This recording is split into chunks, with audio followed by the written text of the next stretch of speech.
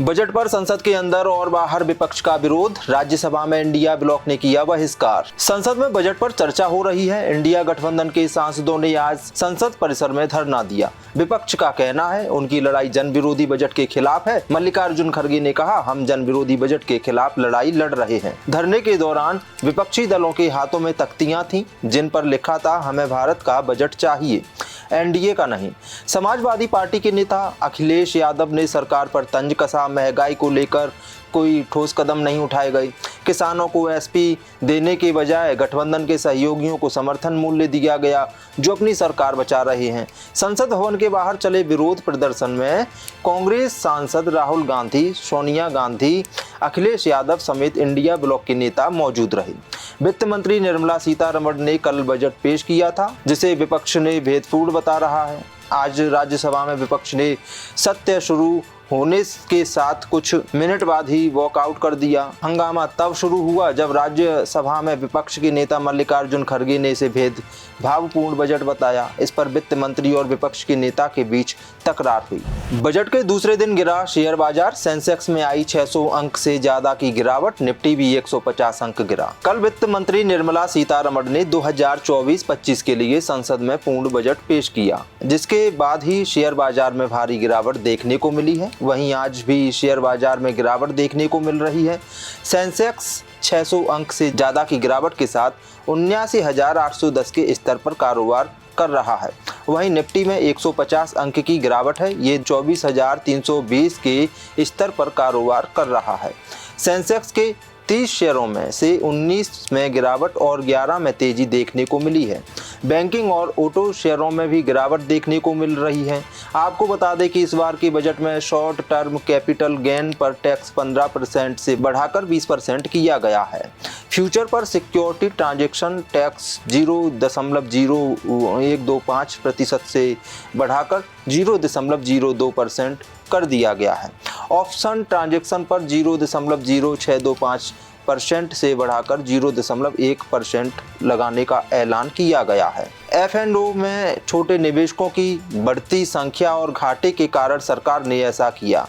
Long term capital gain की छूट 1 लाख से बढ़ाकर 1.25 लाख। इक्विटी इन्वेस्टमेंट में शॉर्ट टर्म कैपिटल गेन पर टैक्स रेट 15% से बढ़ाकर 20% कर दी गई है।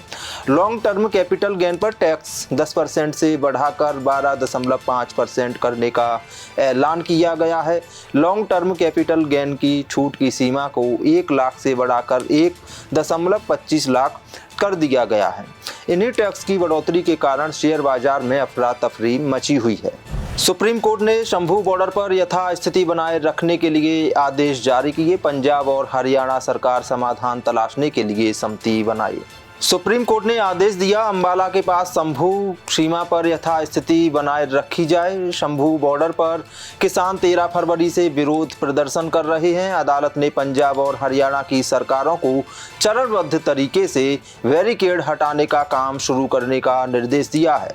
शंभू सीमा पर चल रहे प्रदर्शनों के कारण जनता को होने वाली असुविधा को कम करने के लिए शीर्ष अदालत ने किसानों और अन्य हितधारकों के बीच बातचीत की सुविधा के लिए एक स्वतंत्र समिति के गठन का भी प्रस्ताव दिया है।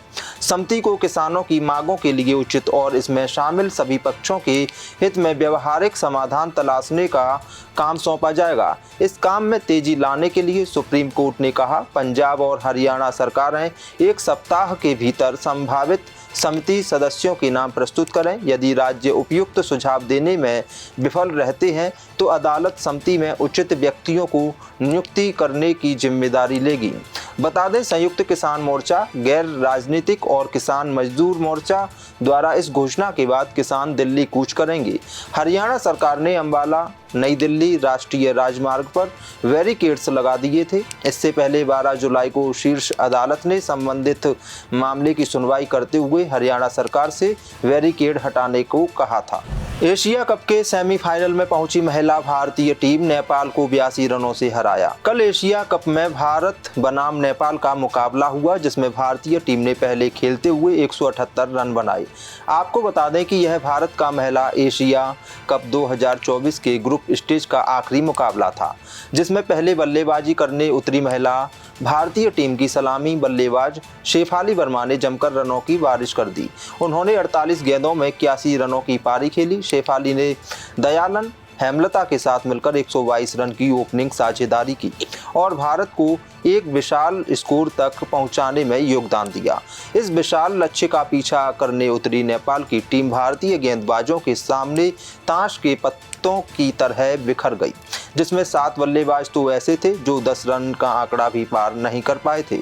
इस तरह नेपाल की टीम 20 ओवरों में केवल 96 रन ही बना सकी और ऑल आउट हो गई, जिसमें भारत की ओर से दीप्ति शर्मा ने सबसे ज़्यादा 3 विकेट झटके, वहीं अरुंधति रेड्डी और राधा यादव को 2-2 विकेट मिले। इस तरह भारत ने ये मुकाबला 82 रनों के बड़े अंतर से जीता और सेमीफाइनल में अपनी जगह पक्की कर ली। जम्मू कश्मीर के कुपवाड़ा में रात भर चली मुठभेड़ में एक आतंकी ढेर, सेना का एक जवान भी घायल हुआ। आतंकियों के खिलाफ चलाए जा रहे अभियान के दौरान सेना ने एक आतंकी को मार गिराया। जम्मू कश्मीर के कुपवाड़ा जिले में सेना और आतंकी के बीच मुठभेड़ हुई, जिसमें एक आतंकी को ढेर कर दिया गया। इस एनकाउंटर में सेना का एक जवान भी घायल हुआ। ऑपरेशन जारी है। सेना ने आज बताया कुपवाड़ा जिले में रात भर चली मुठभेड़ में एक अज्ञात आतंकवादी मारा गया। श्रीनगर में चिनार कोर ने एक्स पर पोस्ट किया। कुपवाड़ा के कोबुत क्षेत्र में आतंकवादियों की मौजूदगी के बारे में विशेष इनपुट के आधार पर 23 जुलाई तक भारतीय सेना और पुलिस द्वारा एक संयुक्त तलाशी अभियान शुरू किया गया था। मंगलवार को संदिग्ध गतिविधि देखी गई और सतर्क सैनिकों ने संदीप को चुनौती दी। जवाब में आतंकवादियों ने अंधाधुंध गोलीबारी की, जिसमें एक आतंकवादी मारा गया, एक जवान घायल हो गया। इसमें कहा गया कि मंगलवार को संदिग्ध गतिविधि देखी गई और सतर्क सैनिकों द्वारा संदिग्धों को चुनौती दी गई। जवाब में आतंकवादियों ने अंधाधुंध गोलीबारी शुरू कर दी, जिससे गोलीबारी शुरू हो गई। सेना ने कहा आगे की गोलीबारी में एक आतंकवादी मारा गया और एक एनसीओ घायल हो गया। ऑपरेशन जारी है। पिछले कुछ हफ्तों से लगभग हर दिन जम्मू कश्मीर के किसी न किसी जिले में सुरक्षा बलों और आतंकियों के बीच मुठभेड़ हो रही है। देश दुनिया की सभी खबरें देखने के लिए जुड़े रहिए आचरण न्यूज से। आचरण न्यूज, हर कदम आपके साथ।